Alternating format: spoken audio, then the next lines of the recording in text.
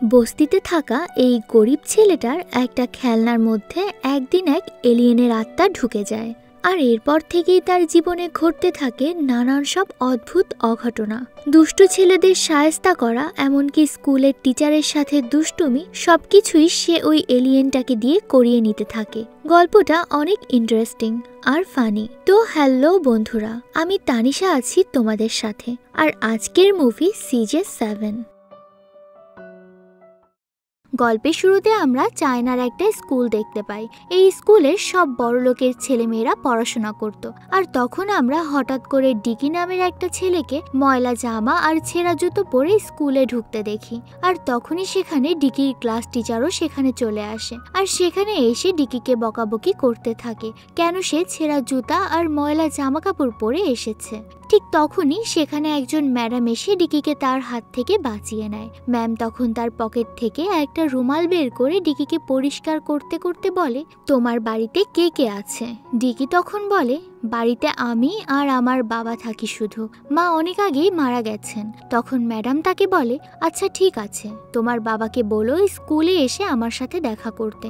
কিন্তু ডিকি তাকে জানায় তার বাবা একজন দিনমজুর, তাই দিনের বেলা সে বেশি সময় পায় না। ম্যাডাম তখন বলে, ঠিক আছে, তোমার বাবা যখনই সময় পাবে তখনই তাকে দেখা করতে বলো। এরপর ডিকি দৌড়ে তার ক্লাসে চলে আসে। এদিকে ক্লাসে যখন তাদের স্যার তাদেরকে পড়াচ্ছিল, হঠাৎ তার হাত থেকে একটা কলম পড়ে যায়। ডিকি উঠে এসে তার স্যারের কলমটা উঠিয়ে দিতে যাবে, তখনই স্যার চিৎকার করে বলে ওঠে, তোমার নোংরা হাতে আমার কলমটা ধরো না। স্যারের চিৎকার শুনে ডিকি ঘাবড়ে গিয়ে কলমটা নিচে রেখে দেয়। এরপর স্যার সেই কলমটা একটা রুমাল দিয়ে ধরে উঠিয়ে নেয়। আসলে আজকে প্রথম না, ডিকি গরিব বলে তার এই স্যার তাকে সব সময় ছোট করে দেখে, কথায় কথায় তাকে সবার সামনে অপমান করে। তাদের টিফিন টাইমে ডিকির ক্লাসের সব থেকে বড়লোক ছেলে জনি একটা খেলনা রোবট নিয়ে এসেছিল, আর জনি সবাইকে তার খেলনাটা দেখিয়ে বলে, আমার বাবা এটা বিদেশ থেকে এনেছে। পুরো পৃথিবীতে এই খেলনা পাথর দুজনের কাছে আছে, তাদের মধ্যে একজন আমেরিকার প্রেসিডেন্টের মেয়ে আর একজন আমি। আসলে জনি নামের এই ছেলেটা যেমন বড়লোক ছিল, ঠিক তেমনি অহংকারীও ছিল, আর তাই সে ক্লাসের সব ছেলে মেয়েকেই ছোট করে কথা বলতো আর নিজেকে সবার থেকে বড় মনে করত। এরপর জনি তাদের ক্লাসের ম্যাগি নামের একটা মোটা মেয়েকে মোটা মোটা বলে খেপাতে থাকে, কিন্তু ডিকি তখন সবার সামনে এসে জনিকে এসব বলতে নিষেধ করে।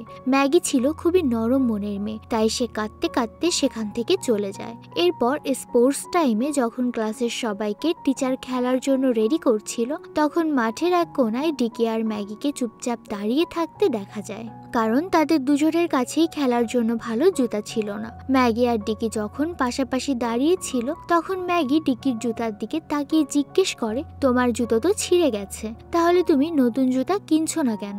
ডিকি তখন বলে, আসলে আমরা তো অনেক গরিব, তাই আমার বাবা কখনো আমাকে নতুন জুতা কিনে দিতে পারেনি, কিন্তু সে সব সময় অন্যদের ফেলে দেওয়া জুতা আমাকে কুড়িয়ে এনে দেয়। আর তখন আমরা ডিকির বাবাকে দেখতে পাই, সে একটা কনস্ট্রাকশন সাইটে দিনমজুরের কাজ করত, আর সেখান থেকে সে যতটুকু টাকা পায় সেটার বেশিরভাগ দিয়েই সে তার ছেলেকে প্রাইভেট স্কুলে পড়ায়। তারপর বাকি টাকা দিয়ে সে কোনো মতে টেনে টুনে সংসারটা চালিয়ে যাচ্ছে।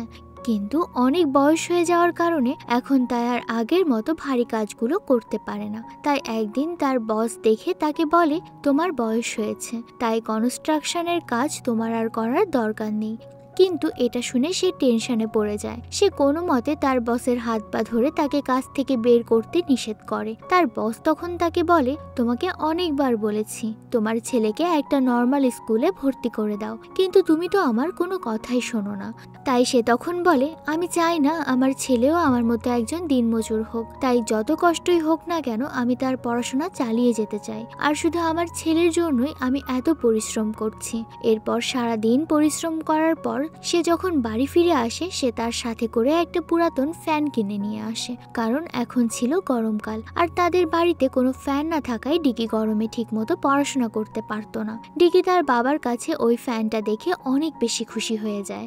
এরপর বাবা ছেলে মিলে যখন ফ্যানটা চালায়, তখন হঠাৎ শর্ট সার্কিট হয়ে ফ্যানটা নষ্ট হয়ে যায়।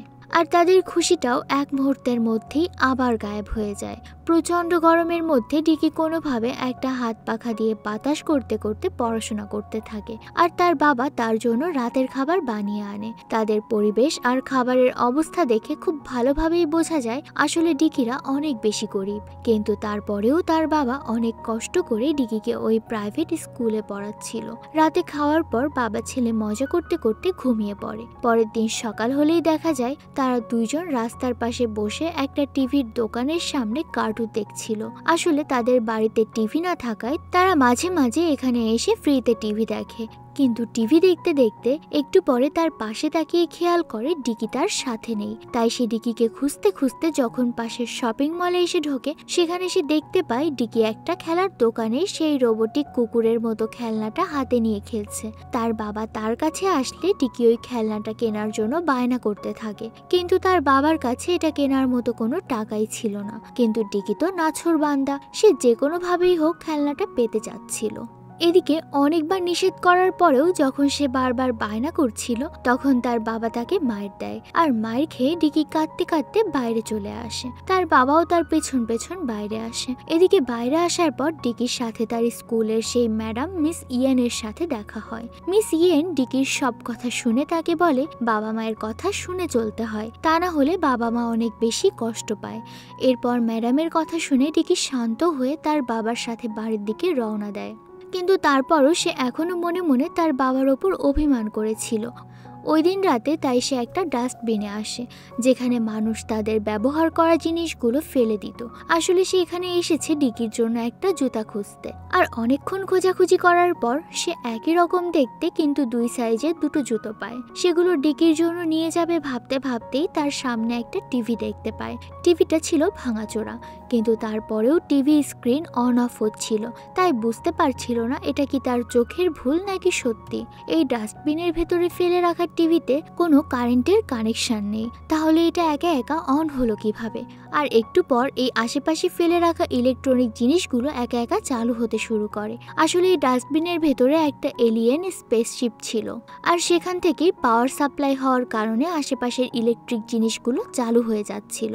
কিন্তু সে সেটা দেখার আগেই স্পেসশিপটা সেখান থেকে চলে যায়। আর তখন তার ছেলের জন্য সেই জুতা জোড়া খুঁজতে থাকে, কিন্তু সে কিছুতেই আর জুতোগুলো খুঁজে পায় না। আর তখন সেখানেই পড়ে থাকে একটা বল। সে ওইটা নিয়ে বাড়ি চলে আসে, আর বাড়ি এসে সে ডিকিকে বলটা দিয়ে বলে, দেখো আমি তোমার জন্য একটা সুন্দর খেলনা এনেছি। কিন্তু ডিকি তখন অভিমান ধরে রেখেছে, তার বাবার সাথে কোনো কথাই বলছিল না। সে চুপচাপ তার স্কুলের হোমওয়ার্ক করছিল। কিন্তু যখনই তার বাবা আবারও বাইরে যায়, ডিকি সাথে সাথে সেই খেলনাটা দেখতে শুরু করে। আর খেলনাটা তার কাছে এত বেশি ভালো লাগে যে পরের দিন সে সকালে স্কুলে নিয়ে গিয়ে তার বান্ধবীকে খেলনাটা দেখাচ্ছিল। কিন্তু তার বান্ধবী খেলনাটা দেখে বলে, এটা তো সাধারণ একটা রাবারের বল। আর তখনই সেখানে জনি আর তার দলবল আসে, ডিকিকে আবারও জ্বালানো শুরু করে। জনি সবার সামনে ডিকিকে বলছিল, নিশ্চয়ই তোমার বাবা এগুলো ডাস্টবিন থেকে কুড়িয়ে এনেছে। ডিকি তখন বলে, আমার বাবা আমার জন্য যা এনেছে সেটাই অনেক বেশি, আর আমার এই বলের নাম CJ7, যেটা এই পৃথিবীতে আর কারো কাছে দ্বিতীয় পিস নেই। কিন্তু তোমার সেই খেলনা রোবটটা আমি তো গতকালই সুপার শপে দেখে আসলাম। সবার সামনে জনির বাড়িয়ে বলা গল্প ফাঁস করে দেওয়ায় জনি তখন একটা শক্তিশালী ছেলেকে দিয়ে ডিকিকে সেখান থেকে তুলে ছুঁড়ে মারে। আসলে জনি এই ছেলেটাকে একটা ক্যান্ডি দিয়ে কাজটা করিয়েছিল, আর অনেক দূরে পড়ে যাওয়ার কারণে গাছের সাথে বেঁধে ডিকির জামা কাপড় ছিঁড়ে যায়। ডিকি বাড়িতে ফিরে আসলে তার বাবা তার সাথে রাগারাগি করতে থাকে যে কিভাবে তুমি তোমার শার্ট ছিঁড়ে ফেললে, তুমি কি স্কুলে মারামারি করতে যাও? কিন্তু ডিকি চুপচাপ কিছু না বলে ওই বলটা হাতে নিয়ে বসেছিল। আর ঠিক তখনই হঠাৎ করে তার হাতের বলটা তার আকার পাল্টাতে শুরু করে। ডিকি এটা দেখে ভয়ে বলটা দূরে ছুঁড়ে মারে, সেই সাথে ভূত ভূত বলে চিৎকার করে ওঠে। কিন্তু তার বাবা আশেপাশের কিছুই দেখতে পাচ্ছিল না, তাই সে মনে করে হয়তো ডিকি পড়াশোনা থেকে ফাঁকি দেওয়ার জন্য এসব করছে। তাই শাস্তি দেওয়ার জন্য এবার ডিকির বাবা তাকে রাগ করে একটা আলমারির মধ্যে আটকে রাখে। তার আলমারির ভেতরে ঢোকার পর ডিকি দেখে সে অদ্ভুত বলটাও আলমারির ভেতরেই আছে। আর এবার তার চোখের সামনেই বলটা আস্তে আস্তে একটা জীবন্ত জ্বলন্ত পুতুলে রূপ নিতে শুরু করে। বিষয়টা দেখে ডিকি অনেক বেশি অবাক হয়ে যায়। আর কিছুক্ষণ পর যখন তার বাবা আলমারির দরজা খোলে, সে তখন তার বাবাকে এই বিষয়ে কিছুই বলে না। তার বাবা যখন কাজের জন্য বাইরে বের হয়ে যায়, সে তখন ওই পুতুলটাকে বাইরে বের করে কথা বলতে থাকে। আসলে এটা একটা এলিয়েন ছিল, আর এই এলিয়েনটা কথা বলতে পারতো না, কিন্তু সে খুব মনোযোগ দিয়ে ডিকির কথা শুনে মাথা নাড়াতে থাকে। আর এলিয়েনটা ছিল অনেক কিউট। ডিকি এই নতুন বন্ধু পেয়ে অনেক বেশি খুশি হয়ে যায়, আর সে তার নাম ওই বলটার নামেই রাখে, CJ7। আর এরপর তারা দুজন খুশিতে একসাথে রাস্তায় নাচতে শুরু করে। নাচতে নাচতে এলিয়েনটা ডিকির পায়ে লাথি খেয়ে একটু দূরে গিয়ে পড়ে, আর তখন সে সেখানে একটা পচা আপেল দেখতে পায়। তখন CJ7 তার পাওয়ার দিয়ে আপেলটাকে আবারও একদম সতেজ বানিয়ে ফেলে। ডিকি তো বিষয়টা দেখে অনেক অবাক হয়ে যায়। সে বুঝতে পারে CJ7 এর কাছে যে কোনো খারাপ জিনিস ভালো করার পাওয়ার আছে। পরের দিন ডিকি স্কুলে যাওয়ার সময় সিজেকে তার সাথে নিয়ে যায়, আর তখন রাস্তায় তার সাথে একটা হিংস্র কুকুরের দেখা হয়। ডিকি তখন সিজেকে বলে কুকুরটাকে সাহায্য করার জন্য, আর সিজেও সাথে সাথে কুকুরটাকে একদম হিরোদের স্টাইলে মায়ের দেয়। তারপর তারা দুজনে যুদ্ধ জয়ের খুশি নিয়ে হাসতে হাসতে স্কুলের দিকে রওনা দেয়। আর আজকে ডিকির স্কুলে পরীক্ষা ছিল, কিন্তু গতকাল সারা রাত সে সিজের সাথে খেলাধুলা করায় কিছুই পড়ে আসেনি। তাই ডিকি সিজেকে ওয়াশরুমে এনে তাকে বলে, আমি তো কিছুই পড়ে আসিনি, তুমি কি আমাকে পরীক্ষায় কোনোভাবে সাহায্য করতে পারবে? সিজে তখন তার পাওয়ার দিয়ে ডিকিকে একটা স্মার্ট চশমা বানিয়ে দেয়। ডিকি তখন পরীক্ষার হলে এসে সেই চশমার ভেতর থেকে দুটো গোপন ক্যামেরা বের করে ফার্স্ট বয়ের কাছে পাঠিয়ে দেয়। আর ওই ছেলেটা যা যা লিখছিল সবকিছু স্ক্যান করে ডিকিও তার খাতায় লিখতে শুরু করে। কিন্তু একটু পরেই ছেলেটা টের পেয়ে গেলে ক্যামেরাগুলোকে মাছি মনে করে সেগুলো চড় মেরে ফেলে দেয়। কিন্তু ডিকি তখন তার চশমার ভেতর থেকে আরো দুইটা ছোট্ট ক্যামেরা বের করে পাঠিয়ে দেয়। আর জনি তখন সেগুলোকে মাছি মনে করে স্কেল নিয়ে মারার জন্য উঠে পড়ে লাগে। আর কিছুক্ষণ পরে একটা ক্যামেরা উড়ে উড়ে তাদের ক্লাস টিচারের চশমার উপরে বসে, আর জনিও তার স্কেল দিয়ে আঘাত করলে টিচারের চশমা ভেঙে যায়। এমনকি এটার রিয়াকশন কাটতে না কাটতে আরেকটা মেয়ে এসে তার আরেক চশমায় মাছি বসেছে মনে করে পেন্সিল বক্স দিয়ে বাড়ি দেয়। আর তখন টিচারের চশমার দুটো গ্লাসই ভেঙে যায়। ডিকি এবার অনেক ভালো পরীক্ষা দেয়, আর কিছুক্ষণ পরে টিচার তাদের নম্বর দিলে দেখা যায় ডিকি 100-তে 100 নম্বর পেয়েছে। আর এটা শুনে ডিকি খুশিতে নাচতে থাকে, কিন্তু তাদের টিচারের সন্দেহ হলে সে ডিকির চশমাটা দেখতে চায়। ডিকি তখন তার চশমাটা খুলে টিচারের দিকে ছুঁড়ে মারলে সেটা তার মুখের সামনে এসে ব্লাস্ট হয়ে যায়। আর একটু পরে ছিল তাদের স্পোর্টস পিরিয়ড, তাই ডিকি আবারও সিজের সামনে এসে বলে তার জন্য একটা জুতা বানিয়ে দিতে, আর এলিয়েনটাও তাকে খুব সুন্দর একটা জুতা বানিয়ে দেয়। স্কুল মাঠে তখন তাদের পিটি টিচার সব বাচ্চাদেরকে হাই জাম্পের স্ট্যান্ড দেখিয়ে সবাইকে বলছিল, আমার এই হাই জাম্পের রেকর্ড কেউ কখনো ভাঙতে পারেনি। আর তখনই সবার সামনে ডিকি ওইটার ওপর লাফ দিয়ে সেখানে আসে, আর টিচার সহ সেখানে থাকা সব বাচ্চারা হা করে তাকিয়ে থাকে। আর স্যার তখন চেক করার জন্য ডিকিকে আবার লাফ দিতে বলে, আর এবার ডিকি লাফ দিয়ে অনেক উপরে চলে যায়। এরপর স্কুলের জিমনেশিয়ামে এসে ট্রেডমিলে দৌড়াতে গিয়ে সেই মেশিনটাকেই ভেঙে ফেলে। এমনকি ডিকি সাঁতার প্রতিযোগিতায় সবার আগে সাঁতরে ফার্স্ট হয়ে যায়। ফুটবলের মাঠেও সে তার স্পেশাল জুতা দিয়ে গোল পোস্টটি ভেঙে ফেলে। আর সবকিছুতে এত ভালো করায় তার টিচার এবার তাকে কুমফুর চ্যালেঞ্জ করে, কিন্তু সেখানেও দেখা যায় ডিকি তার টিচারকে হারিয়ে দেয়। আর তখনই মিসেস ইয়েন সেখানে চলে আসে। ইয়েন তাকে বলে বড়দের সাথে এরকম আচরণ করতে হয় না। আর তখনই তাদের ক্লাস টিচার স্কুলে পুলিশ নিয়ে আসে ডিকিকে ধরার জন্য। তাই সে তার জাদুর জুতা ব্যবহার করে সেখান থেকে উড়ে চলে যায়। আর তখনই ডিকির বাবা তাকে ঘুম থেকে ডেকে তোলে। আসলে এতক্ষণ ধরে সবকিছুই ডিকি স্বপ্ন দেখছিল। সিজেকে পাওয়ার আনন্দে ডিকি আসলে পাগল হয়ে গিয়েছিল। যাই হোক, ডিকি স্বপ্নে সিজেকে এত কিছু করতে দেখে অনেক বেশি খুশি। তাই সে কনফিডেন্সের সাথে তার বাবাকে বলে, দেখো বাবা, আমি আজকের পরীক্ষায় 100-তে 100 নিয়ে আসবো। এরপর ডিকি খুশি মনে সিজেকে সাথে নিয়ে স্কুলের দিকে রওনা দেয়। রাস্তায় তাদের সাথে সেই হিংস্র কুকুরটারও দেখা হয়। সে তখন সিজেকে বলে কুকুরটাকে মারার জন্য, কিন্তু স্বপ্নের সাথে বাস্তবতার অনেক ফারাক থাকে। আর সেই কারণেই দেখা যায় কুকুরটা উল্টো সিজেকে মেরে অবস্থা খারাপ বানিয়ে ফেলেছে। এরপর পরীক্ষা শুরুর আগে ডিকি সিজেকে ওয়াশরুমে এনে বলে, তুমি আমাকে ওই জাদুর চশমাটা বানিয়ে দাও, যেটা দিয়ে আমি পরীক্ষায় নকল করতে পারবো। এটা বলে যখন সে হাত পাতে, সিজে তার হাতের উপরে পটি করে দেয়। সিজে ভেবেছিল ডিকি হয়তো এটাই চাচ্ছে, কিন্তু এদিকে পরীক্ষার হলে গেলে ডিকির তো অবস্থা খারাপ, সে কিছুই পারে না। তাই পরীক্ষা শেষ হলে ডিকি আবারও ওয়াশরুমে এসে সিজেকে কমোডের ভেতরে চুবোতে থাকে। আর তখন এলিয়েনটাও অনেক বেশি রাগ করে তার উপর পটি দিয়ে হামলা করে। এরপর স্কুলের সবাই মিলে তাকে পানি দিয়ে ধুয়ে দেয়। আর পুরো স্কুলের সামনে এই অপমান সহ্য করতে না পেরে ডিকির রাগে সিজেকে একটা ব্যাগে ভরে ডাস্টবিনে ফেলে দেয়। কিন্তু এই 2 দিনে সিজের জন্য ডিকির একটা মায়া জন্মে গিয়েছিল, তাই সে আবারও ফিরে যায় তাকে ফিরিয়ে আনার জন্য। কিন্তু সেখানে এসে দেখে ডাস্টবিনের সমস্ত ময়লা এর মধ্যেই নিয়ে গেছে। সে দৌড়ে স্কুলের বাইরে আসে ময়লার গাড়িটাকে ধরার জন্য, কিন্তু সে আর খুঁজে পায় না। তাই ডিকি কাঁদতে কাঁদতে বাড়ি ফিরে আসে। কিন্তু অন্যদিকে দেখা যায় ডিকি বাড়ি পৌঁছানোর আগেই সিজে তাদের বাড়িতে এসে বসে আছে। আর তাকে দেখে ডিকি অনেক খুশি হয়ে যায়। এই প্রথম ডিকির বাবাও সিজেকে সামনাসামনি দেখে। সে বুঝতেই পারছিল না যে আসলে এটা কি, এটা কোনো প্রাণী নাকি খেলনা। সেদিন রাতে আবার যখন বাবা ছেলে ঘুমাচ্ছিল, প্রচন্ড গরমে ডিকি আর তার বাবার কষ্ট হচ্ছিল। এদিকে তাদের সেই সেকেন্ড হ্যান্ড ফ্যানটা এখনো নষ্ট। তখন আমরা দেখতে পাই সিজে তার পাওয়ার দিয়ে ফ্যানটা ঠিক করে দেয়। আসলে সিজের পাওয়ার আছে ঠিকই, কিন্তু সেটা ব্যবহার করলে তার নিজের প্রাণ শক্তি কমে যায়। সকালবেলা ডিকি তার বাবার হাতে গতদিনের টেস্ট পেপারটা ধরিয়ে দিয়ে চলে যায়। আর ওই দিন স্কুলে এসে পথে তার সাথে জনি আর ওই বদমাস ছেলেগুলোর দেখা হয়। তারা দেখে ফেলে যে ডিকির ব্যাগে একটা পুতুল আছে। তাই সবাই মিলে তখন অনেক জোর করে ডিকির ব্যাগ থেকে ওই নতুন খেলনাটা বের করে দেখতে চায়, কিন্তু সিজে তো কোনো খেলনাই ছিল না। তাই সে একা একাই দৌড়াতে শুরু করে। আর জনিরা মনে করে হয়তো এটা অনেক বেশি দামি কোনো খেলনা। তখন সবাই মিলে অনেক কষ্ট করে সিজেকে ধরে ফেলে। জনি খেলনার ভেতর কি আছে সেটা দেখার জন্য সিজেকে খুলতে চায়। অন্য ছেলেগুলো তখন ডিকিকে জোর করে ধরে রেখেছিল। সিজে অনেক কষ্ট করে সেখান থেকে কোনোভাবে পালিয়ে যায়। জনি আর ডিকির মধ্যে মারামারি লেগে গেলে সেই শক্তিশালী ছেলেটা এসে আবারও ডিকিকে মারতে চায়, কিন্তু তখন সেখানে ম্যাগি চলে আসে। আর এবার তাদের দুজনের মধ্যে ফাইট শুরু হয়। ছেলেটা ভেবেছিল সে সহজেই ম্যাগিকে হারিয়ে ফেলবে, কিন্তু ম্যাগি তাকে ধরে একটা চাপ দিয়ে কাবু করে ফেলে। কিন্তু এই ফাইট শেষে সেখানে থাকা সবাই অনেক ভালো বন্ধু হয়ে যায়, কারণ সবাই এখন সিজের সাথে খেলতে চাচ্ছিল।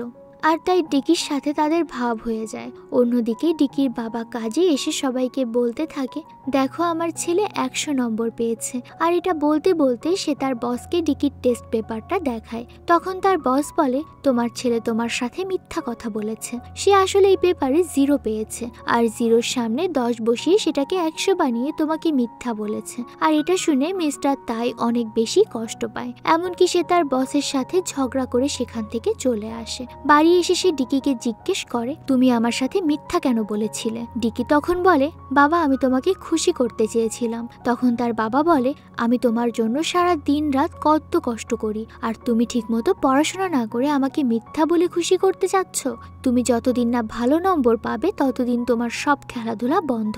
এটা বলে ডিকির বাবা তার ব্যাগ থেকে সিজেকে বের করে নেয়। ডিকি তখন বলে, ঠিক আছে তুমি দেখে নিও, আজকে আমি অনেক ভালো নাম্বার পাবো। এটা বলে ডিকি স্কুলে চলে যায়। দুপুরে যখন ডিকির বাবা তার জন্য খাবার নিয়ে আসে, তখন তার সাথে মিস ইয়েনের দেখা হয়। তখন সে ডিকির বাবাকে বলে, ভিকি অনেক ভালো একটা ছেলে, আর সে আপনার অনেক প্রশংসা করে। আর তাই আপনি যদি অনুমতি দেন তাহলে আমি স্কুলের পর প্রতিদিন ডিকিকে প্রাইভেট টিউশন দিতে চাই। এটা শুনে মিস্টার তাই অনেক খুশি হয়ে যায়, আর সেখান থেকে খুশি মনে কাজের দিকে রওনা দেয়। গতদিন তার বসের সাথে রাগারাগি করে চলে যাওয়ার ঘটনাটাকে মাফ করে দিয়ে তাকে আবারও কাজে নিয়ে নেয়। সে অনেক খুশি হয়ে অনেক কাজ করছিল, কিন্তু হঠাৎ করে একটা সিলিন্ডার নিচে পড়ে যাওয়ার সময় সিলিন্ডারের পাইপে তার পা পেঁচিয়ে যায়। মিস্টার তাই অনেক কষ্টে কোনো মতে ঝুলেছিল, কিন্তু যখন অন্যরা তাকে সাহায্য করতে আসে তখন সে কাপড় ছিঁড়ে সেখান থেকে পড়ে যায় আর গুরুতর আহত হয়ে যায়। অন্যদিকে স্কুলে ডিকি এবার 100-তে 65 নাম্বার পায়। সে তার নাম্বার দেখে খুশি হচ্ছিল ঠিকই, তখনই মিসেস ইয়েন এসে ডিকিকে বলে, তোমার বাবা অসুস্থ হয়ে হাসপাতালে ভর্তি, তাই তোমাকে এখনই যেতে হবে। আর সেই ডিকিকে তার সাথে করে নিয়ে হাসপাতালে নিয়ে আসে। ডাক্তাররা তখন বলে, অনেক উপর থেকে পড়ে যাওয়ার কারণে তাকে আর বাঁচানো সম্ভব হয়নি, তার মানে ডিকির বাবা মারা গেছে। ডিকি তখন এটা শুনে অনেক বেশি কান্না করতে শুরু করে। ডিকি বাড়ি ফিরে কাঁদতে কাঁদতে একাই ঘুমিয়ে যায়। অন্যদিকে আমরা দেখতে পাই হাসপাতালের মর্গে CJ7 ডিকির বাবাকে তার সমস্ত শক্তি দিয়ে আবারও জীবিত করে তোলে। সকালে ঘুম থেকে উঠে ডিকি তার বাবাকে তার পাশেই দেখতে পায়, কিন্তু তাদের ব্যাগ থেকে যখন সিজেকে বের করে তখন দেখা যায় সে অনেক দুর্বল হয়ে পড়েছে। আর কয়েক মুহূর্তের মধ্যেই তার চোখের সামনে CJ7 মারা গিয়ে একটা পুতুল হয়ে যায়। বাবা ছেলে কিছুতেই বুঝতে পারছিল না কেন এমন হলো। ডিকির বাবা তো এখনো এটাকে একটা খেলনাই ভাবছে, তাই সে ব্যাটারি নিয়ে এসে সিজের ভেতরে ব্যাটারি লাগানোর জায়গা খুঁজতে থাকে। এমনকি তারা নানান উপায়ে CJ7কে জীবিত করে তোলার চেষ্টা করে। আর এইসব কিছুতে কোনো কাজ না হলে তারা সিজের পুতুলটাকে স্যালাইনও দেয়, কিন্তু কোনোভাবেই সে আর জীবিত হয় না। সিজেকে হারিয়ে ডিকি অনেক বেশি হতাশ হয়ে পড়ে। তার এখন আর কোনো কিছুতেই মন বসে না। আর এভাবে বেশ কয়েকদিন কেটে যায়। এদিকে দেখা যায় স্কুলে সেই শক্তিশালী ছেলেটা আর ম্যাগির মধ্যে একটা সম্পর্ক তৈরি হয়েছে। এমনকি মিস ইয়েন আর ডিকির বাবার মধ্যেও একটা ভালো লাগার সম্পর্ক হচ্ছে। কিন্তু এসব কিছুর মধ্যে ডিকি এখনো সিজেকে অনেক মিস করে। একদিন সে মাঠে শুয়ে শুয়ে আকাশের দিকে তাকিয়ে সিজের কথা মনে করছিল। আর তখনই তার চোখের সামনে আকাশ থেকে একটা এলিয়েন স্পেসশিপ নেমে আসে। আর সেই সাথে স্পেসশিপ থেকে সিজের মতো আরো শত শত এলিয়েন দৌড়ে ডিকির দিকে আসতে থাকে। আর এখানেই গল্পটা শেষ হয়ে যায়। তো বলুন, গল্পটা আপনাদের কেমন লাগলো বন্ধুরা? ছোটবেলায় ডিকির মতো এমন কল্পনার জগতে আমরা প্রায় মাঝে মাঝে হারিয়ে যেতাম। আপনি ছোটবেলায় কি নিয়ে বেশি কল্পনা করতেন? কমেন্ট করে অবশ্যই আমাদেরকে জানাতে পারেন। আর এই ধরনের আরো মজার মজার গল্প শুনতে অবশ্যই আমাদের চ্যানেলটাকে সাবস্ক্রাইব করে রাখুন।